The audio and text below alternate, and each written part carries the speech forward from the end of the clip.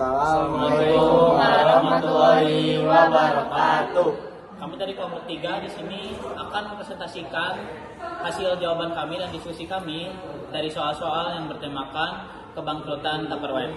Sebelum itu, perkenalkan, nama saya Maulana Maskafani. Nama saya Akbar. Nama saya Melani. Nama saya Adelia. Saya Zahwa. Saya Zakon Mirza. Saya Muhammad Caisar. Dan ya, langsung saya. Siapa saja pelaku ekonomi yang terlibat dalam kegiatan tersebut? Yang pertama ada manajemen perusahaan, mengambil keputusan strategis yang mempengaruhi kinerja perusahaan. Yang kedua ada karyawan dan pekerja. Karyawan pekerja menghadapi resiko pengurangan tenaga kerja dan pemutusan hubungan kerja. Yang ketiga adalah pemegang saham dan investor karena mengalami penurunan nilai saham. Selanjutnya, bagaimana peran masing-masing pelaku dalam kegiatan ekonomi tersebut?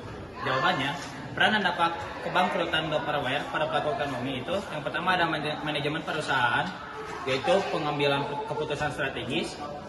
Lalu ada investor dan pemegang saham, memberikan modal dan mengharapkan keuntungan. Yang ketiga ada karyawan dan pekerja, yaitu operasional perusahaan dan mempertahankan hubungan konsumen. Yang keempat, pemasok dan mitra bisnis, yaitu menyediakan bahan baku dan mendistribusikan produk. Dampak kebangkrutannya, yang pertama ada manajemen, yaitu kegagalan strategis mengarah pada kesulitan finansial. Yang kedua ada investor atau pemegang saham, yaitu dampaknya nilai saham turun. Yang tiga ada karyawan, dampaknya pengurangan tenaga kerja atau PHK. Dan yang terakhir pemasok atau mitra bisnis, dampaknya itu kerugian finansial dan kesulitan pembayaran. Lanjut, yang ketiga, apa saja tantangan atau kendala yang dihadapi oleh para pelaku ekonomi tersebut? Jawabannya adalah peminatnya sedikit karena memilih harga yang lebih murah karena cukup dipakai hanya sampai 2-3 kali, dan brand Tupperware ini terlilit utang mencapai 812 juta USD atau 12 triliun sebab pandemi. Lalu nomor 4 ada solusi apa yang dapat diterapkan untuk mengatasi tantangan yang ada. Jawabannya adalah 1. Dengan restrukturisasi bisnis dan keuangan, melakukan restrukturisasi utang dan mencari mitra strategis untuk memperkuat posisi keuangan perusahaan. Langkah ini dapat memberikan perlindungan sementara terhadap tagihan dan utang dan gugatan utang serta menyehatkan likuiditas perusahaan. Yang kedua ada transformasi digital, mengadopsi teknologi digital dengan memperkuat kehadiran di platform e-commerce dan medsos untuk menjangkau konsumen yang lebih luas, terutama generasi muda yang lebih memilih berbelanja online.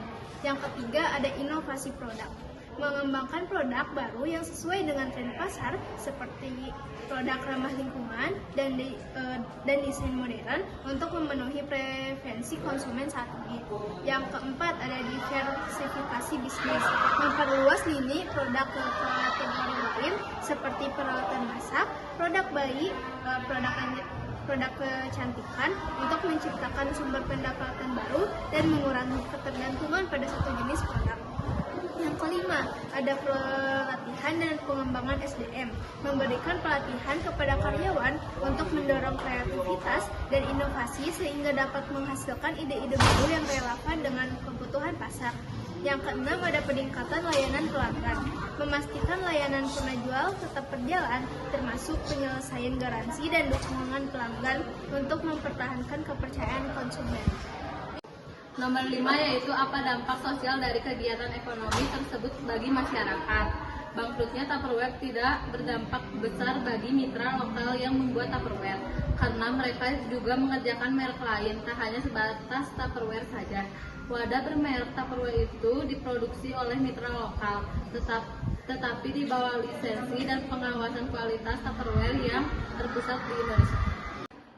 Jelaskan bagaimana interaksi antara pelaku ekonomi yang terlibat dan buatlah diagram untuk menggambarkan interaksi tersebut. Yang pertama ada pelaku rumah tangga yang disingkat sebagai RT. Yang pertama menyediakan faktor produksi, tenaga kerja, modal, tanah, perusahaan. Lalu yang kedua membeli barang atau jasa dari perusahaan yang menyediakan pendapatan. Selanjutnya ada perusahaan yang disingkat sebagai P. menggunakan faktor produksi dari rumah tangga untuk menghasilkan barang atau jasa. Lalu yang kedua, membayar pendapatan, gaji, sewa, laba pada rumah tangga. Lalu selanjutnya nomor 3 akan dijelaskan oleh saya. Yang ketiga ada pemerintah. 1. Menerima pajak dari rumah tangga dan perusahaan. 2. Menyediakan barang atau jasa publik pada keduanya. Yang keempat ada luar negeri. Melakukan ekspor dan impor barang atau jasa dengan perusahaan dan rumah tangga. Nah, lalu selanjutnya ada diagram interaksi pelaku ekonomi yang akan kami sertakan dalam bentuk media foto yang akan ditampilkan di dalam akhir video ini. Terima kasih.